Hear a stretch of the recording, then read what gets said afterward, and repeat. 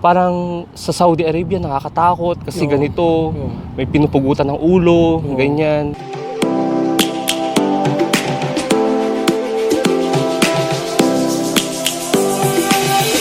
Lions roaring in the morning sun, searching for a longer day. People feeling. Hello, magandang araw sa ating lahat mga apo. Okay, so andito naman po tayo ngayon. Nagbabalik naman ang lolo ninyo. Okay, meron akong nakahandang mga katanungan dito para sa apo natin na si Mark or si Mang Habib. AKA. Yes, aka Mang Habib. Dahil ilang araw na lang mga apo, aalis na siya ng Saudi Arabia. Iiwan na tayo. So ngayon, ang gagawin ko ngayon is para bang summary ng kanyang experience dito sa Saudi Arabia. Tapos na niya ang 4 years na pamamalagi niya dito sa Saudi Arabia. So ngayon, tatanungin natin siya kung ano ba yung mga experience na dito. So Mark, kamusta ka? Ayos lang. Ayos lang. Yeah. So happy ka ba na ilang oras or ilang araw na lang iiwan mo na kami or uwi ka ng Pilipinas? Masaya na malungkot. Masasabi kong masaya kasi excited na ako makita yung Pilipinas after 4 years na pagtatrabaho dito. Malungkot kasi marami din ako mamimiss sa na pag-stay ko dito. Marami mga experience na hindi ko makakalimutan. Yung mga unforgettable memories dito sa Saudi Arabia. Yes, tama po talaga yan mga po. Once na OFW ka talagang yung emosyon mo talagang halo. Andun yung saya, andun yung lungkot. Masaya dahil makikita mo ang pamilya mo, makikita mo na ang Pilipinas, makikita mo na yung mga kaibigan mo, mga mahal mo sa buhay. Malungkot dahil meron ka naman maiiwan dito na which is kumbaga nagiging malapit na sa'yo, nagiging kaibigan mo na. So, masakit, di ba? Oo. Grabe ang tagal niya mga po, 4 na taon, talagang kinaya mo yun. Pero sa 4 na taon na yun, masasabi nating nag-enjoy ka naman, nakapag-ipon, ganon. Siyempre, nakapag-enjoy at nakapag-ipon din naman ng konti kasi dito sa Saudi Arabia, makakaipon ka talaga kasi yung mga bilihin dito mura, ganyan. Tapos, yung sweldo, sakto lang. Yes, tama po yan mga apo. Actually mga apo, itong kagandahan talaga ng Riyadh, no? I mean, kagandahan ng Saudi Arabia. Dahil yung cost of living dito is hindi siya ganun kataasan kumpara sa mga ibang lugar. Tama. So sa halagang 1 real, masasabi natin makakakain ka. Andyan ang kubos. Ayun. Sa pamamalagi mo dito sa Riyadh, Saudi Arabia, meron ka bang mga masasabi nating good and bad experience? Sa pag-stay ko dito ng mahigit na 4 years, siguro sawa ng Diyos wala naman. Pero meron din siguro minor lang ganun. Like yung minor, naglalakad kami dati sa kalsada, tapos may biglang bumatok doon sa kasama kong naglalakad. Tapos binatukan siya. Buti na lang kamo, dito ako sa gilid, tapos siya yung nandun sa gilid niya, tapos siya yung nabatukan, hindi ako mismo. Pero part na din yun ng bad experience ko kasi... Yes, tama. Experience na rin yun. Oo, nakakagulat kasi ina-expect ko, lalakad ka lang, tapos gaganunin ka bigla. Alam Mark, na-experience ko rin yung mga ganyan Mark. Oo. Yes, yung akin naman is binato kami ng tubig, hinold up kami, ano pa ba? Grabe. Yung tatawagin ka, babastusin ka. Pero hindi naman lahat mga apo, hindi naman lahat ng mga Saudis ganun talaga. Hindi lahat ng mga lokalis merong ganung ugali. Ganun talagang tao eh. 'Di ba? Meron tayong iba't ibang klaseng ugali. 'Di ba? Meron naman mabuti, meron naman masama. So ganun talaga. Parte na 'yun ng ano natin. Pagtatrabaho natin dito sa Saudi. Sa pagtatrabaho mo dito, 'di ba sa work mo maraming mga ibang lahi, may mga nakakasama tayo mga ibang lahi. So hindi mo ba na-experience na magkaroon ng tampuhan, awayan or hindi pagkakaunawaan sa mga coworkers mo? Siyempre, sa experience ko, kasama talaga 'yun yung hindi pagkakaunawahan. Siyempre, magkakaiba kayong lahi, ganyan. Tama. May gusto kang ayaw nila, may ayaw silang gusto ka, ganun. Tama. So, meron talaga. So mga ganong senaryo, paano mo naaayos? Ano ba yung mga sundot mo? Ano ba yung mga technique mo? Ang technique ko lang doon, pag may mga ganong problema, hinahayaan ko lang siya. Bali, isa-isang araw lilipas din naman yun. Ayan. Ganito talagang kagandahan mga apo, no? Yung mga dito, sa parang naging tradition na rin ng mga Saudi, no? Pag magalit sila sa'yo, that time or on that time talagang medyo mainit, pero the following day, the following hours, medyo okay na. Medyo So okay. parang hindi sila nagtatago or nagtatanim ng At galit. least yun, malalabas mo din yung ano, tapos malalabas nila yung gusto nilang sabihin, ganun. Yes, tama. Yan po talaga yung naobserbahan ko mga apo. Okay, kamusta naman yung relasyon mo sa boss mo? Relasyon ko sa boss ko. Oo, sa trabaho. Sa trabaho, ayos naman. Ayos lang. Kasi nakikisama din ako sa kanya, tapos nakikisama din sa akin. So, okay lang naman yung relationship ng ano. Kaya siguro ganun, medyo nagtagal, di ba? Tama. Kasi nagkakasundo kami. Minsan, talagang part talaga yun yung may minsan, di pagkakaunawahan, ganun. Pero yun na yung sabi ko sa'yo. Para ba And tayo the na end lang of yung the day, nag-a-adjust minsan, oo. no? Ikaw na lang yung mismo mag-adjust. Oo, tama. At the end of the day, syempre maayos din yun. Tama. Yan. At isa pa kasi tayo mga Pilipino mga apo, mga ganong klaseng mga konting hindi pagkakaunawaan, kumbaga nasosolve natin yan in the click of seconds. So yan yung talagang pinaka masasabi nating isa sa talento nating mga Pilipino. Nung bago ka pa dito, Mark, paano ka nakakapag-adjust sa klima, sa kultura, at sa iba pang mga gawain?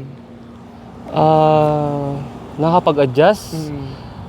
Siyempre yung tradisyon natin, yung nakasanayan natin is iba. So bigla kang napunta dito sa Saudi Arabia na iba yung tradisyon. So paano ka nakaka-adjust? Bali, pagdating ko dito, hindi muna ako naka-adjust ng agad-agaran. Ora-orada kasi siyempre galing tayong Pilipinas, iba yung ating culture doon, tapos lumipat tayo dito sa Saudi, iba din yung kanilang culture. So, nag-adjust po ako mga siguro nasa 2 buwan, 3 buwan, gano'n yung pag-a-adjust ko. Yung klima, Yes. yun yung pinaka sobrang init po Sobrang talaga. init. Kapag malamig naman, sobrang lamig. Sobrang lamig. Ayan, ganun Then, po yung experience. About naman sa pagkain nila. Sa pagkain po dati, yung sinasabi nilang kabsa ba yun? Yes, kabsa. Ayaw ko dati yun, kaso sabi nila, kasi medyo paspayat pa ako dito dati sa ganito. Sasabi ng mga kasama ko, kumain ka lang ng kumain yan ng kabsa para tataba ka. Tapos yung lasa, parang hindi ko gusto, ganun. Hala, ganun din ako mga apo. Nung unang tikim ko sa kabsa, sabi ko, anong klaseng pagkain to? May kulay, may mga paminta at iba pang mga gulay. So sabi ko, hindi ko gusto to. Pero ito yung pinakaano ko After how many months, or maybe 2 or 3 months, ganun, hala mga apo, inahanap-hanap ko na ang kabsa. So masarap pala. So naging favorite ko na din siya sa isa sa mga recipe, tawag ba doon dito sa recipe, Saudi Arabia. Ayan, so paborito ko na din kasi yung sa combination ng chicken at saka yung kanin na na siya, na marinate na ba yung tawag doon? Yes, marinate na siya. May mga gulay, may mga ingredients na rin na hinalo. Tapos meron pa siyang mga sibuyas, may sili. Maraming betchin. Yes, maraming betchin. So masarap siya mga apo. Masarap. Okay, Mark. Ano ba yung bad impression mo sa Saudi Arabia? 'Di ba kasi usually kapag tayong mga Pilipino, kapag sinasabing Saudi Arabia, talagang merong pumapasok sa utak natin na ang Saudi Arabia is ganito, ang Saudi Arabia is nakakatakot. So, nung nasa Pilipinas ka pa, ano ba yung mga bad impression mo about Saudi Arabia? Actually, nung magpa-flight na ako, tas dito ako mismo sa Riyadh na assign, Saudi Arabia. Takot na takot ako kasi first time nga naman, di ba? Tama. Mag-abroad dito sa Saudi. Siyempre, yung mga expectation mo, tsaka mga, ang tawag doon? Yes, mga expectation mo, yung mga impressions, ganun. na nakakatakot. Marami. Bali, ang doon, parang sa Saudi Arabia nakakatakot kasi ganito, may pinupugutan ng ulo, ganyan. Kung ano-ano lang naririnig natin 'di ba sa media. Pero wala naman tayong matibay at konkretong ebidensya na ang Saudi talaga is ganito. Pamamalagi mo dito sa 4 na taon, yung bad impression na yan is nabago ba? Ay, sobrang nabago kasi ang expectation ko dati sa mga Saudi, sabi nila, mababaho sila, ganyan. Pero sabi ko, hindi naman diba? Sila mababaho. Di ba usually sila pa yung maselan, di ba? Oo, sila pa yung maselan, sila pa yung napakalinis, ganyan. Tama. Tapos, Iba pa rin sasabi nila mababaw yung Yung mga ibang lahi pala, no? lahi. Tama, no? Hindi pala Saudi, no? Mali pala doon yung unang impression ko dito dati na sabi nilang gano'n, mababaho sila, ganyan-ganyan. Pero pagdating, tumagal yung araw na pag-aralan ko yung iba't ibang culture nila, ganyan. Tama. So, hindi naman pala. Hindi naman pala. Malilinis sila, mababango, ganyan. Tama po. Ayan, mga po. So yung mga ano pala, yung mga mababaho pala, yung mga ibang lahi pala. Ganon. So, Tama po. hindi pala yung mga Saudi. Yan. Hindi yung mga Saudi. Ayan, so, yun. Okay, tungkol naman sa sinasabi nila na ang Saudi Arabia is namumugot ng ulo. Anong masasabi mo tungkol doon? Sa namumugot na, depende po siguro yun pag Sa kasalanan, no? sa kasalanan, pag major talaga yung kasalanan niya, nakapatay din siya, ganyan. Nakapatay o di kaya Oo. ginahasa. Gumaghasa. Ayan, alam naman po nating bawal dito yung sa Saudi Arabia. Talagang deserve niyang Oo. maputulan ng ulo. Tama po yan. Pero yung mga minor na mga kasalanan mga po, like nagnakaw, ano pa ba dyan, yung mga nakadisgrasya, nakasunog, or ano pa man dyan mga masasabi natin mga minor lang na kasalanan, hindi po pugot ulo ang ano doon. Hindi po agad-agad pugot Ano yung ulo. ano doon? 'Di ba? Ano yung punishment Siguro nila? kulungan, mga ganon. Kulungan, Ikukulong ka, latigo. Pero yung as in pugot ulo talaga, hindi po ganon. Kasi in terms of pugot ulo mga po, may mga ano pa yan, may masusing investigasyon pa yan. May mga tinatawag tayong due process. So dadaan pa sa mga ganong klase. Tama. Sa loob ng 4 na taon na pagtatrabaho mo dito, nakapag-ipon ka naman or meron ka din bang naipundar, ganon? Sa loob po ng 4 na taon, syempre hindi na ako mag-exit pag Tama. wala pong sapat na syempre gagamitin Naipon. naipon sa Pilipinas, hindi basta-basta mag-exit. Tama. Kasi unang ano ko pa lang dito, sabi ko, pag makaipon ako, magpo-for good na ako. Pero yung prayer ko na yun na araw-araw, dumating na yung time. So ito na talaga yun. So ito na. May ticket ka na. Meron na po. Excited. Ayan, excited na talaga. So nakapag-ipon naman po ng konti. Ayan. So yun naman talaga importante doon, yung makapag-ipon. Pagsimulan Yun talaga. ng negosyo konti sa Yes. Pilipinas. Yes. Yan talaga importante mga po. Once na isa kang OFW, number 1 talaga na priority mo is Makaipon. makaipon ka para sa business mo or kahit sa anumang mga masasabi nating mga paglalaanan mo ng pera mo Tama. sa Kasi Pilipinas.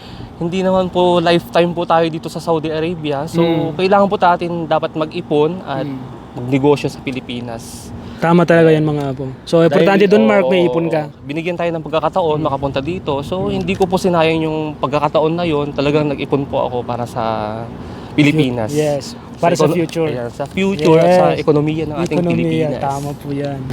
Okay, Mark, siyempre sa 4 na taon mo na pamamalagi dito, pagtatrabaho dito sa Saudi Arabia, masasabi natin marami ka ng mga experience sa buhay na both bad and good, mga ganun. So ano yung mga payo mo or mensahe mo sa lahat ng mga kababayan natin na nasa Pilipinas pa na nagbabalak pumunta dito sa Saudi Arabia, dito magtrabaho? So ang maipapayo ko sa mga bagong mag-abroad, ayan, so sa mga first time, siguro Huwag matakot. wag matakot, push lang natin. Kasi pag takot yun nauna sa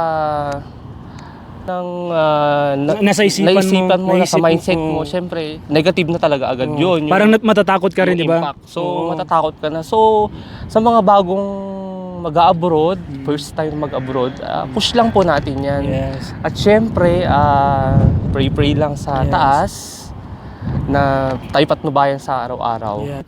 Okay mga apo, wag tayo basta-basta maniniwala sa mga naririnig natin na walang katibayan about sa Saudi Arabia na ang Saudi Arabia is ganito, ang Saudi Arabia is ganyan, maraming patayan, ganito, ganyan, etc. etc. Hindi naman po ganun mga apo. Parang nasa Pilipinas din, no, may mga pangyayari din hindi natin inaasahan at saka meron din mga pangyayaring kumbaga masasabi nating maganda. So sa lahat ng mga, siguro ito na rin yung mga masasabi namin sa lahat ng mga kababayan natin diyan na gustong mag-abroad, try natin, subukan natin ang Saudi Arabia, no? Huwag tayo matakot dahil wala tayong dapat katakutan mga apo. Yan. So, additional ko lang doon sa mga bagong nag-a-apply, ganyan. So, maganda pong stepping stone dito sa Saudi Arabia. Tama na po yan. Dito po tayo magsimula mag-abroad. Kasi ang Saudi Arabia po, maling-mali dati sa impression ko, di ba? Tama nga kanina. Oo. Kasi sabi nila, hindi maganda dito, Nakakatakot. ganyan, nakakatakot, ganito. Pero nung nagtagal na ako, na-realize ko na hindi pala nakakatakot. Sa katunayan nga mga apo, parang pasok ang Saudi Arabia sa pinaka-peaceful na lugar sa buong mundo. Oo. Yan. Na-experience ko pa dito sa Saudi Arabia. Ayan, so maikukumpara ko sa Pilipinas.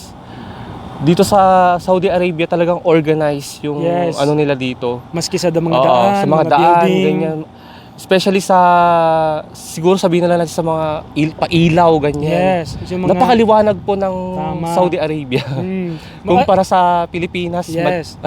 Ang kagandahan dito sa Saudi Arabia mga po, kapag yung mga maliliit na kanto, may mga ilaw. May ilaw Tapos talaga. hindi lang basta-bastang isa, dalawang ilaw, napakaraming ilaw pa. Ang yaman po talaga Oo, nila ng ilaw. Sa isang poste, di ba, Oo. mayroong mga 4, 6. Oo. Pag nasa taas ka, kasi experience ko dati nung pauwi ako, tapos gabi na ako parating dito sa Saudi Arabia, nakita ko, tsaka na-witness ko talaga, napakaliwanag sa baba. Napakaliwanag. Ang daming At kagandahan ilaw. dito mga po, kapag gabi talagang buhay na buhay yung Saudi Arabia, no? Oo.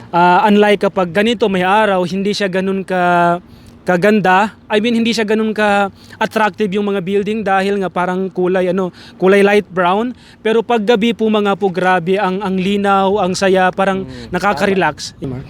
Okay, Mark. Since pauwi ka na, no? Grabe, no? Parang nai-excite ako sa iyo. Nai-excite na, at the same time nalulungkot mga po dahil talagang mawawala na kami ng kaibigan. Oo, sa loob ng 4 na taon, kasama ko si Mark. So talagang malungkot na masaya. Malungkot dahil iiwan niya kami. Alam niyo 'yon, hindi po basta-basta mga apo yung mga 4 na taon na 'yon na pinagsamahan natin. Pagpupunta tayo sa trabaho, nakikita kita mga ganon. So parang ang sakit.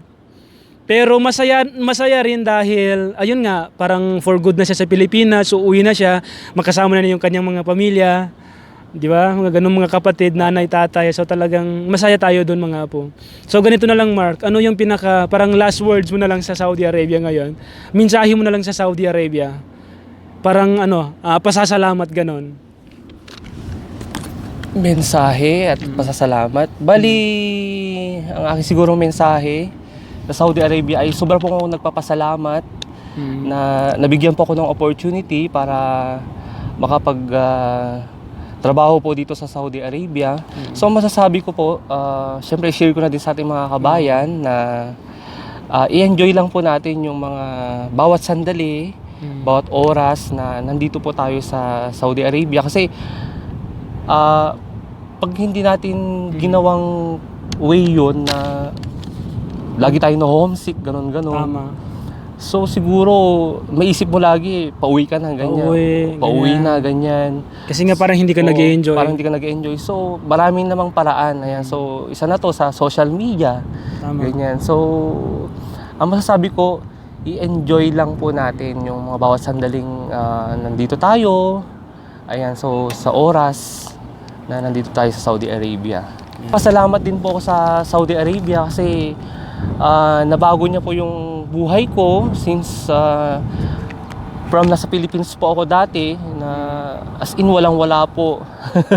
As in Pero zero. dahil sa Saudi Arabia, kumbaga Oo.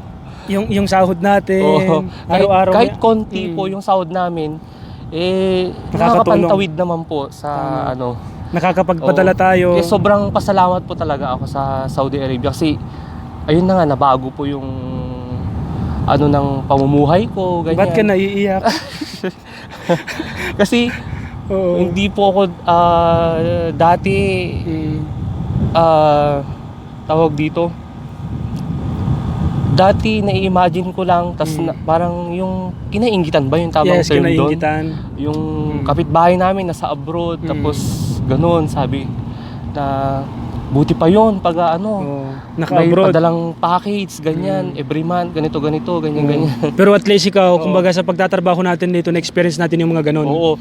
So, nabago po talaga. Ngayon po, nakapagpadala ako pera sa kanila. Oo.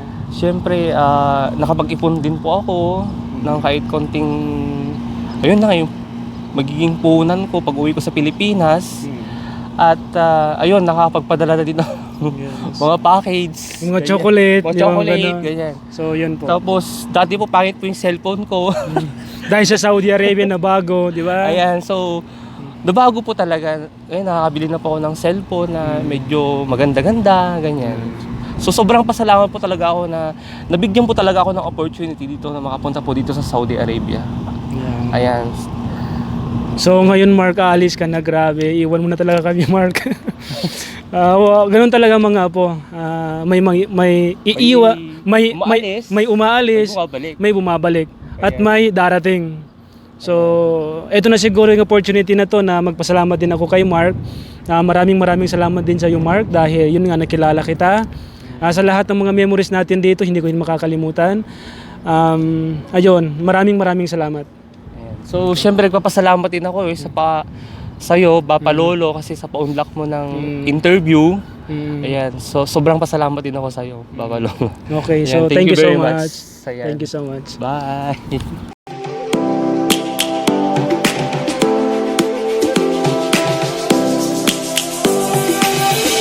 Lions roaring in the morning sun, searching for a longer day.